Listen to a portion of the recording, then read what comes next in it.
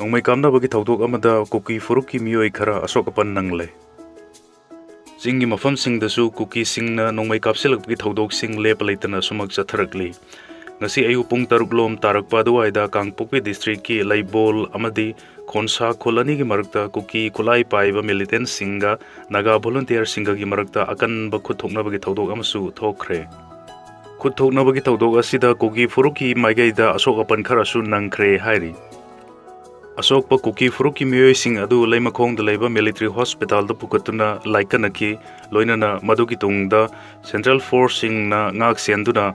Imphal gi Rims Hospital da amu hana puraktuna layeng makha sathari hairi. Hojik Rims Hospital da leiduna layeng makha sathari ba miyoi sing adu di Gelingbang Wi-Fi sahi tara Nepal, Lolingdau Wi-Fi sahi kun amadi Pagowlal sahi tara Nipan asini. Makoi ahum asigi manungda miyoi anidi phibam luna lairi hairi. Nongmai kamnabagi thawdok asida kuki furuki maigaida siba kharasu yauri adongmapu chapchaba masingdi khangba ngamdri hairi. Thawdok thokphomgi manak nakpada leiba khunja kharana phongdorpada ngase ayu anganba pung 7 lom tarakpa aduwaida ahoba makhol anirak hanna taba phangki aduga ikan kanadana nongmai makhol adumak taaduna nongmai kapnabagi thawdok adu makha satharki hairi. Mobile Labor Association ki GB mifam pangthokre.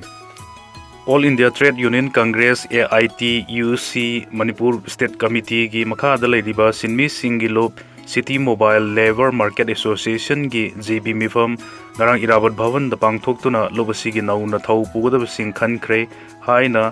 AITUC ki Secretary TS Suresh ki cherolam na phongdorkli. Mifam sida AITUC Manipur ki General Secretary L Sotin Kumar, All Manipur Organized Labor Union ki General Secretary Rahena Raz Begum amasung Assam University ki Research Scholar and Nimotana Presidium member sing oiki.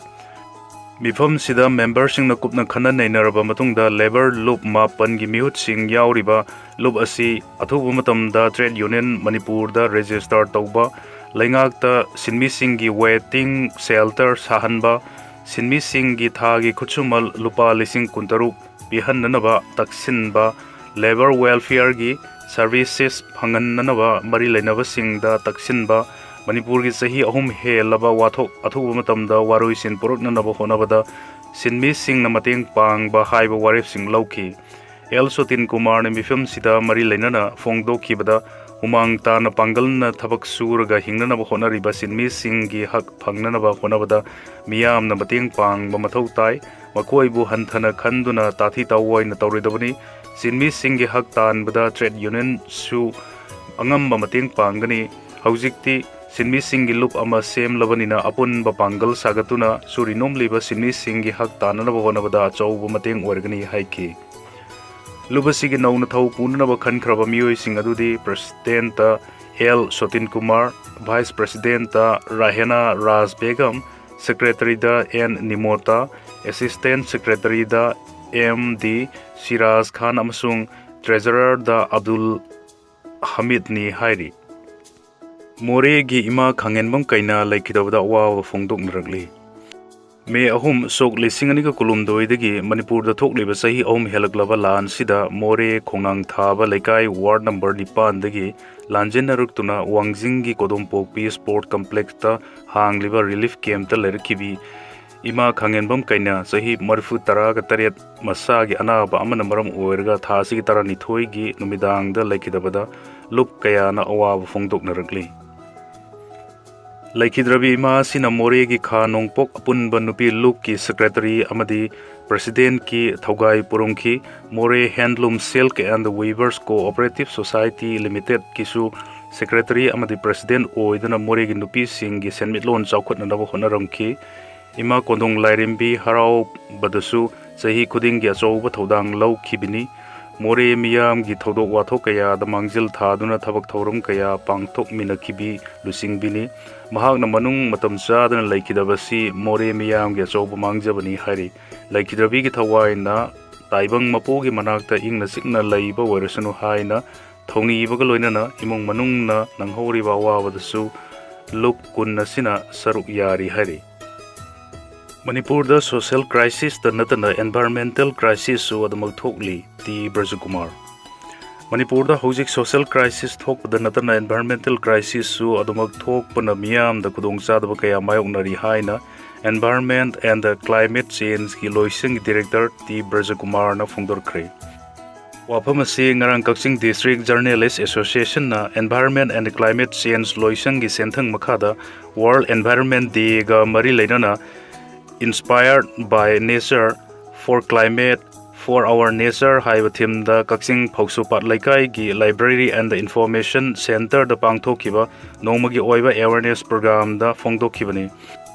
Awareness program asida association asigi president N Uttam, senior journalist A movie Sandel gi DFO Dr. N Munal, Adam gi secretary KHH Surjit na president member sing oiki. T Brajakumar na makhata na hai akoi bagi khal kai tharak panamaram oirga aying asa nongju nungsa gi khal dasu akai bapiri masina maram oirga mioi bakhakta dana thawai pan bapuna bakta chaitheng piri. Nongju nungsa matam naidabana maram warga laumi singna lau singu tawbadasu khudongchadaba kaya piri environment crisis asi thengnanaba isadagi hauraga global context ta natragana global context tagi hauraga isagi maikaida thabak sangsinanaba hona minarsi akoi bigi khal kannanaba honabada punamagna thaudang lauminarsi haiki. Dr. N Munal na impact of plastic pollution on biodiversity KHH Surjit na environmental conservation through community participation the Angan Singh Eco Park experience a movie na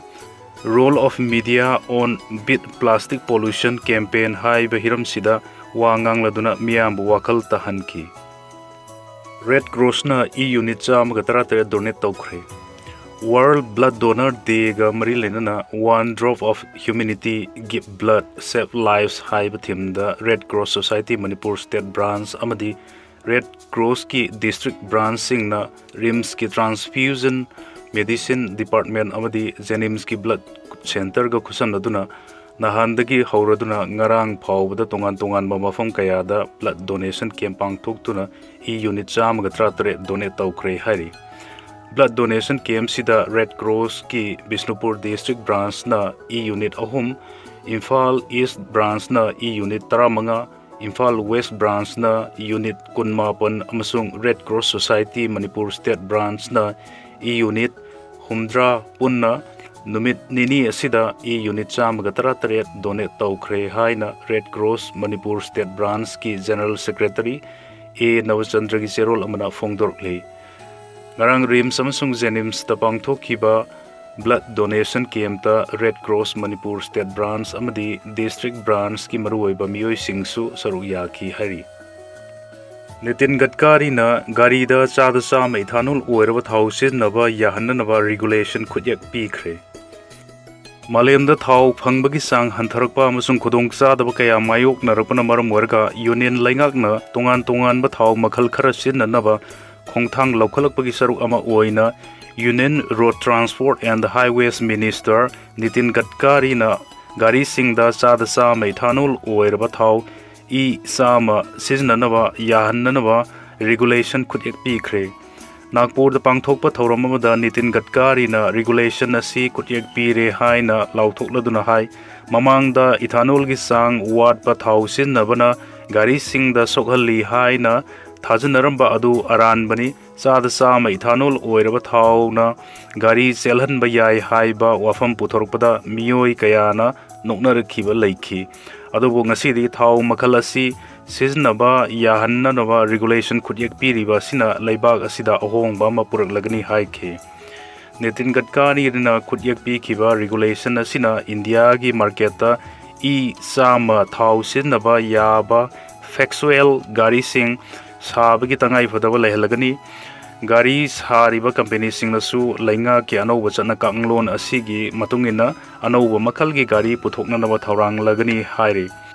Central Motor Vehicles Rules lising machamapal marfu mapan semdok sadok tuna khutyak pikhiba regulation asina marfu manga sama b sama biodiesel amasung hydrogen CNG combination na singba tongan ba makhalgi thau sinnabagi sang henkat hanba pandam thamle. Nitin Gadkari na makata na fongdorkhibada Petroleum Minister Hardip Singha Puri ga kusamnaduna isama thau siznaba yaraba Maruti Suzuki gi Wagon R gari launch tawkhre gari puthokliba atopa company kayasu isa mathau siznaba yaba gari sing puthoknanaba sem sakre atenba matamda Toyota MG amasung Hyundai gi isa masinaba yaba gari puthoklagani haiki North Korea na nuclear gi khulai sing sab gi khongpam handok loi hai na phongdokre North Korea da makoi gi nuclear gi khulai sing sab gi khongpam handok loi hai na chet po wa phom thangkre laibak asina nuclear gi khulai sengbat sagat na bagi thorang tawri basi laibak asigi ing tap papurung na bagi damak tani hai na North Korea gi news agency na phongdokre United States amsung mapang oin satmi nariba laibak kaya na nuclear gi khulai sadaraba phongdok narakhrbasu Pyongyang gi maikai dagi ikai khumna kide hairi North Korea na makhoi gi nuclear gi khulai semgot sagat gi khongpham handok loi hai na chetpa fireb lau khibasi hauki bi irai numita South Korea Japan amsung United States ki marakta nakal ahung gi wari sanakhraba matungdani Tokyo da nakal ahung gi wari sanakhiba aduda Korean Peninsula da makhal amata gi nuclear gi khulai sing sahandanaba amsung saba lefanna gi achet pa fireb adu launa khibani hai na South Korea gi Defense Ministry na thamlakhi DPRK gi masamaming takthok taba wangang loi amana Korean Central News Agency da phongdo khiba warol amada United States amasung makhoi gi vessel forcing asi wahan thok yaude masina North Korea gi firebta makal amatagi akai ba pirak loi haiki United States na Seoul amasung Tokyo da nuclear gi matik mayai lairaba khulai sing yon nanabagi ayaba pikiba sina Pyongyang na nuclear gi khulai sanarwagi lambi da changsilak liba asi achumba wayel amani haiki Pyongyang gi thorang asi lamdam asi ing tappa amasung mara chetnanabagi khongthang amani haina phongdokki mamangai dagi yu sunglaklaba yellow fruit sing khaktana traditional yu sungba yargani Assam mamangai dagi hauna tongan ba makhal gi yu sungduna laklaba yellow fruit amasung tribal community khaktana traditional yu sungbagi khudong saba Assam laingak na pikre khongthang asi Assam gi ethnic cultural heritage bu sendong gi damak la na sizna duna khudong saba lawna na ba honarak pagi ngak thokna na ma lawrkhibani hairi Assam Excise Amendment Rules sogli singani ga kuntaruk ki makha da yauhalakliba reform asi tha asigi tara nithoi da phong khiba Assam Gazette ta state asigi Excise Department ki commissioner na notice thoktuna khangalakkhibani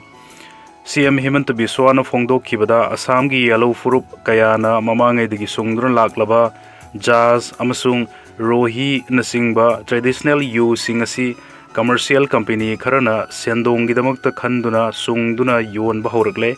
asigumba khongthang asina lamdam sigi yu gi traditional heritage mang tha halakpagi machak ohelakani haiba wakholon galoina mamangai digi yu sungduna laklaba yellow furup khaktana